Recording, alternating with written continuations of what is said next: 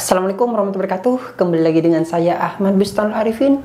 Pada kesempatan kali ini saya akan memberikan sebuah informasi ataupun tutorial bagaimana langkah Bapak Ibu semua untuk mengisi SPT tahunan di aplikasi DJP. Nah, di sini saya akan jelaskan mulai dari awal bagaimana langkah Bapak Ibu semua untuk mengisikannya pada aplikasi DJP online tersebut. Dan di sini Bapak Ibu semua saya akan juga menjelaskan beberapa tipe jenis yang Bapak Ibu semua bisa lakukan untuk melakukan sebuah pengisian SPT tahunan di DJP online tersebut. Seperti apa informasinya jangan di skip, ingat jangan di skip videonya agar Bapak Ibu semua tidak kelewat satu informasi saja. Dan agar Bapak Ibu bisa memahami. Seandainya Bapak Ibu semua ada pertanyaan, cantumkan di kolom komentar di bawah. Atau Bapak Ibu seandainya ingin share ke rekan Bapak Ibu semua, silakan share di channel ini. Sebelum kita ke informasi, alangkah baiknya Bapak Ibu bisa like, comment, share, dan subscribe channel saya. Kemudian Bapak Ibu juga bisa join grup Telegram saya di STTD Abah Channel. Atau Bapak Ibu juga follow TikTok dan Instagram saya di @abarifin_. Kali ini Abah Channel telah memiliki sebuah website yang Bapak Ibu bisa kunjungi nantinya di www.abahchannel.com. Serta seandainya jika Bapak Ibu ingin berkontribusi pulsa pada Abah Channel ini, Bapak Ibu kirimkan pulsa, nomornya berikut di bawah ini. Jika Bapak Ibu berkenan tentunya, langsung saja kita bahas, kita simak informasinya berikut ini. Nah, di kesempatan kali ini saya akan menjelaskan langkah-langkah Bapak Ibu semua mengisikan aplikasi atau mengisikan pajak, laporan pajak di aplikasi DJP online. Bagaimana langkahnya? Kita langsung saja Bapak Ibu semua. Nah, sebelumnya Bapak Ibu semua di sini bisa langsung masuk pada aplikasi DJP online. Cari saja di pencarian Google DJP. Dan di sini saya sarankan Bapak Ibu semua menggunakan Google Chrome. Di sini saya gunakan fitur Google Chrome. Kita ketikkan saja di Google Chrome DJP online seperti ini. Nah, kemudian Bapak Ibu semua di sini bisa klik karena akan ditampilkan di halaman pertama yaitu DJP online. Kita klik saja DJP online. Setelah masuk di halaman DJP online akan tampil, sudahkah Anda melakukan pemadanan NIK dan NIK NPWP? Nah, di sini Bapak Ibu semua perlu diketahui bahwasanya Bapak Ibu harus melakukan pemadanan data. Jika masih belum, silakan Bapak Ibu semua ikuti tutorial yang pernah saya buatkan. Bapak Ibu semua cari saja di YouTube. Jadi ketikkan saja di YouTube NIP NIK Abah Channel pajak misalnya seperti ini. Nanti akan ditampilkan di sini NIK jadi NPWP. Silahkan Bapak Ibu semua bisa cek dan Bapak Ibu bisa lihat tutorialnya. Nah, sekarang kita langsung masuk pada pengisian DJP. Di sini Bapak Ibu semua ketika sudah melakukan sebuah pemadanan data, Bapak Ibu semua untuk NIK ini bisa menggunakan NIK Bapak Ibu semua tanpa menggunakan NPWP. Nah, kemudian kita masukkan kata sandi untuk login DJP. Jika belum, silahkan Bapak Ibu semua bisa daftar terlebih dahulu. Kemudian bisa masukkan username dan password di sini. Jadi pastinya Bapak Ibu semua memasukkan dengan baik dan dengan benar. Coba kita masukkan datanya. Setelah kita masukkan username yaitu NIK ataupun NPWP kita, kata sandi, kemudian kode kunci atau captcha-nya, kita klik login. Nah, di sini akan ditampilkan pada halaman dashboard DJP. Dan di sini tampilan dari DJP ataupun dari yang telah kita laporkan sebelumnya. Dalam artian, di sini akan tampil data-data dokumen yang pernah kita isikan di tahun-tahun sebelumnya. Nah, kita akan membuat pelaporan untuk tahun 2023. Nah, di sini sebelum kita masuk pada DJP, saya akan jelaskan terlebih dahulu kepada Bapak Ibu semua bahwasanya ada beberapa perbedaan untuk proses pengisian, perbedaan jenis SPT tahunan. Yang pertama yaitu bagi wajib pajak yang merupakan pekerja dengan penghasilan lain, maka dapat mengisi SPT dengan menggunakan formulir 1770. Jadi ada beberapa formulir di sini. Penggunaan formulir 1770 berlaku bagi wajib pajak yang menerima penghasilan dari usaha atau pekerja bebas. Kemudian untuk Bapak Ibu semua misalnya PNS, kemudian GTT, honorer, kita bisa cek di sini pada poin 2 dan poin ketiga. Bagi wajib pajak yang memiliki penghasilan lebih besar atau sama dengan 60 juta per tahun, maka pelaporannya menggunakan 1770. Nah, S, kata-kata S sederhana. Kemudian bagi wajib pajak yang memiliki penghasilan lebih kecil atau sama dengan 60 juta per tahun, maka pelaporannya menggunakan formulir 1770 SS. Jadi intinya misalnya di sini penghasilan bruto Bapak Ibu semua lebih dari 60 juta. Nah, 60 juta ke atas jadi ke sini, maka menggunakan 1770S. Sedangkan misalnya 60 juta ke bawah, 60 juta ke bawah jadi ke sini 50. Mulai dari 0 sampai dengan 60. Nah, 50 juta sekian ini menggunakan SS. Sekarang kita lanjut pada proses pengisiannya. Setelah Bapak Ibu mengetahui berapa besaran gaji Bapak Ibu semua, gaji bruto Bapak Ibu semua, ini bisa dilihat di bukti pajaknya, bukti store pajak yang ada di sini. Nah, yang ada di sini Bapak Ibu semua tinggal dicek di sini jumlah penghasilan brutonya berapa di sini. Kalau misalnya 40 juta berarti kita gunakan yang SS. Tapi kalau misalnya di atas 60 juta kita gunakan S. Kita lanjut saja. Di sini kita akan masuk pada fitur buat SPT. Jadi ingat di buat SPT. Untuk yang pertama ini saya akan berikan tutorial kepada Bapak Ibu semua bagi Bapak Ibu semua yang berpenghasilan di atas 60 juta yang tercantum pada bukti store-nya tersebut. Nah, kita langsung saja. Jadi kita gunakan 1770S. Apakah Anda menjalankan usaha pekerja atau pekerja bebas? Nah, apakah Bapak Ibu menjalankan usaha tersebut? Misalnya tidak, kita klik tidak. Kemudian, apakah Anda seorang suami atau istri yang menjalankan kewajiban perpajakan terpisah atau pisah harta? Nah, monggo, jika Bapak Ibu pisah harta, kita klik ya. Jika tidak, maka kita pilih tidak. Seperti itu. Jadi di sini saya pilih tidak, Bapak Ibu semua. Kemudian, apakah penghasilan bruto yang Anda peroleh selama setahun kurang dari 60 juta rupiah? Nah, yang saya sampaikan tadi, di sini saya akan membuat perpajakan laporan pajak di atas 60 juta. Maka, di sini perhatikan pertanyaannya. Apakah penghasilan bruto Anda, ingat apakah penghasilan bruto Anda yang diperoleh selama setahun kurang dari 60 juta? Jika di atas 60 juta, maka kita klik iya. Jadi, jika di perolehan setahun kurang dari 60 juta, kita pilih iya. Tapi ingat, di sini saya akan menggunakan formulir SPT 1770S, maka kita pilih tidak. Ingat, jadi gini Bapak Ibu semua. Jika kurang dari 60 juta yang diperoleh dalam satu tahun, maka kita klik iya.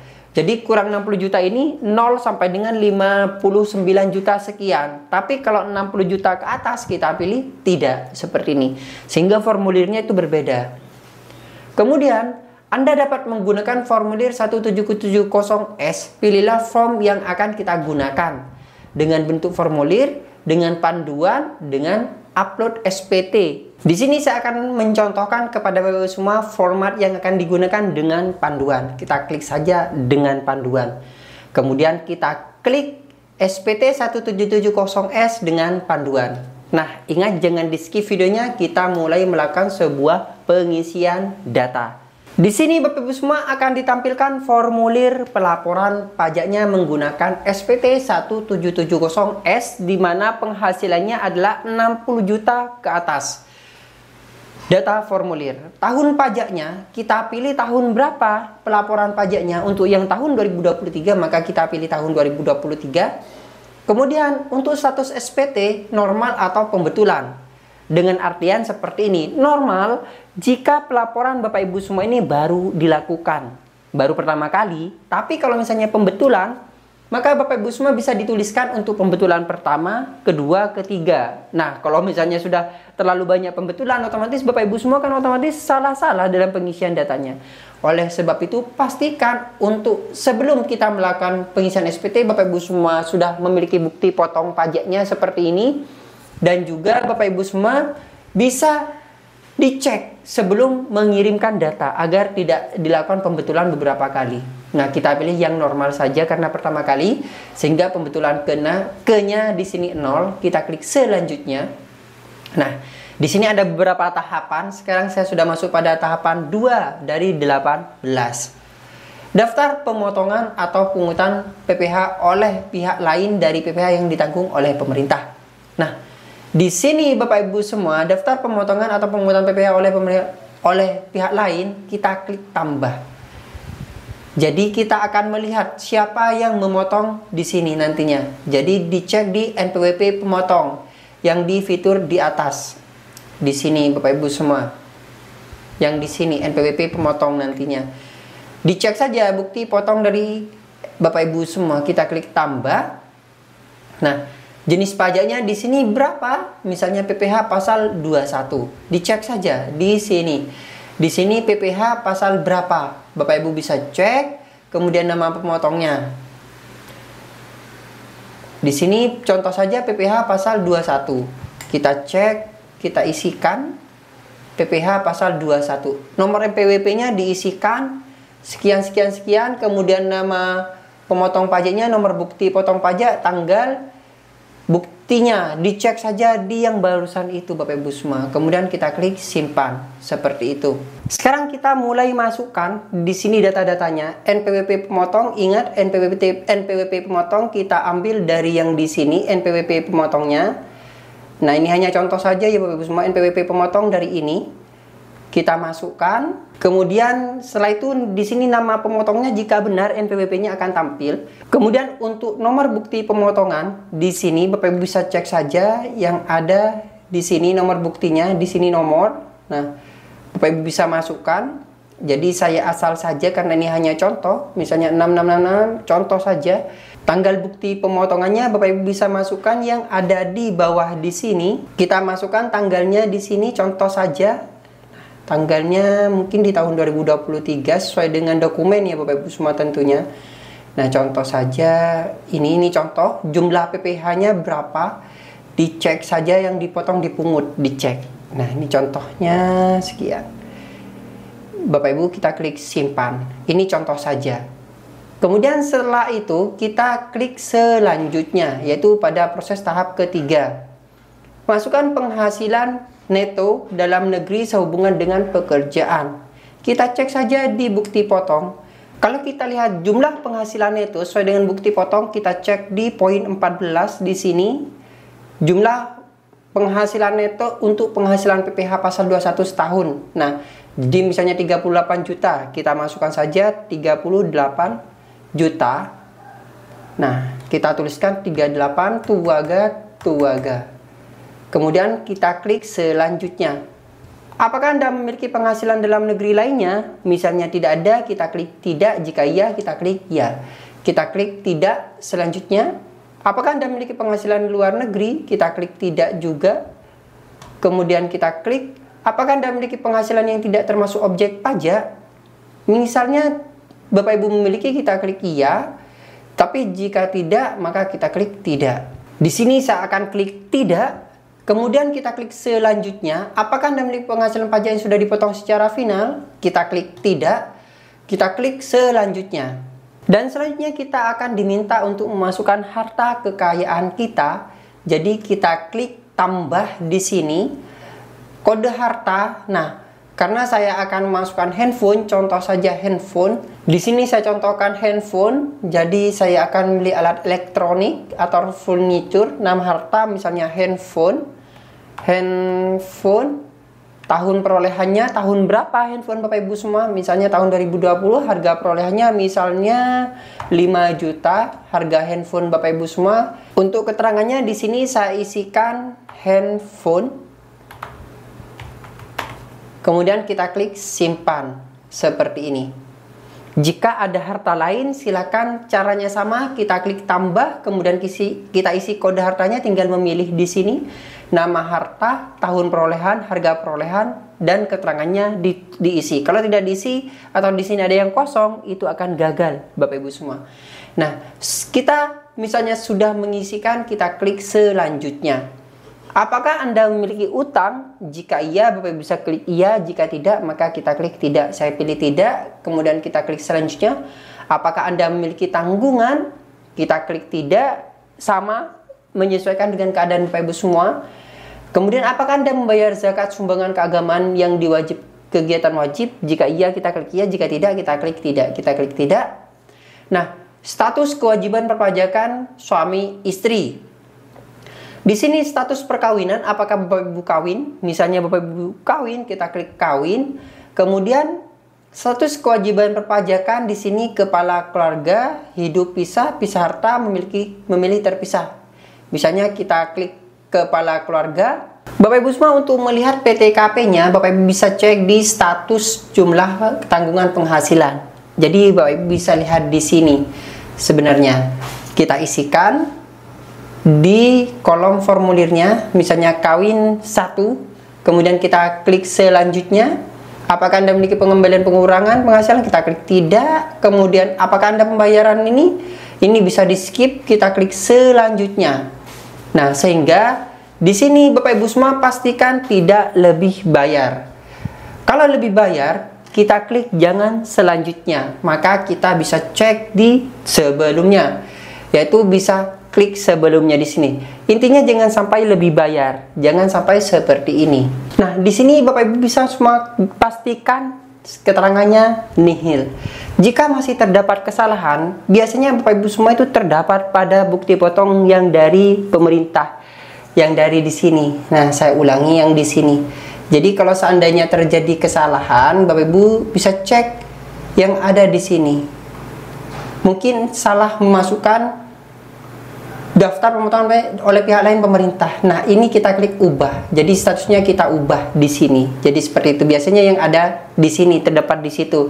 Jika terdapat kesalahan. Nah, kita klik selanjutnya lagi. Kita klik selanjutnya sampai dengan yang ada di sini, Bapak Ibu semua. Nah, di sini kan keterangannya sudah nihil. Setelah itu kita klik selanjutnya, dan di sini proses halaman kurang lebih bayar dan sudah masuk pada tahap 16. Jadi kita klik selanjutnya, di mana Bapak Ibu semua akan diberikan kode nantinya. Jadi kita klik setuju, agree di sini. Kemudian kita klik selanjutnya. Nah, di sini Bapak Ibu semua tinggal ambil kodenya.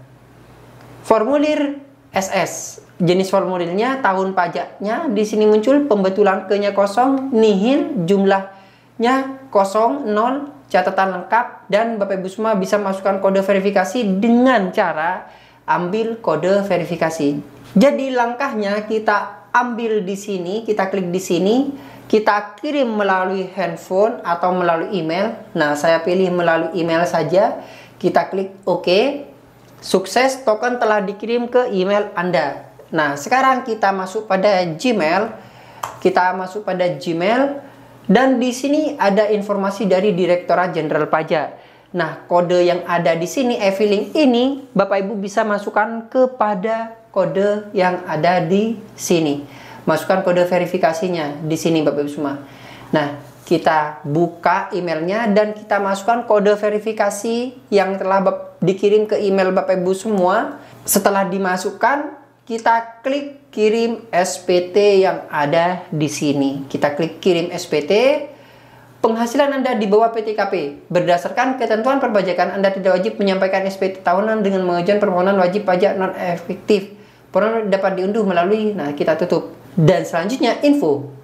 SPT Anda berhasil dikirim. Bukti penerimaan elektronik dikirim ke email Anda. Apakah responnya pelayanan ini?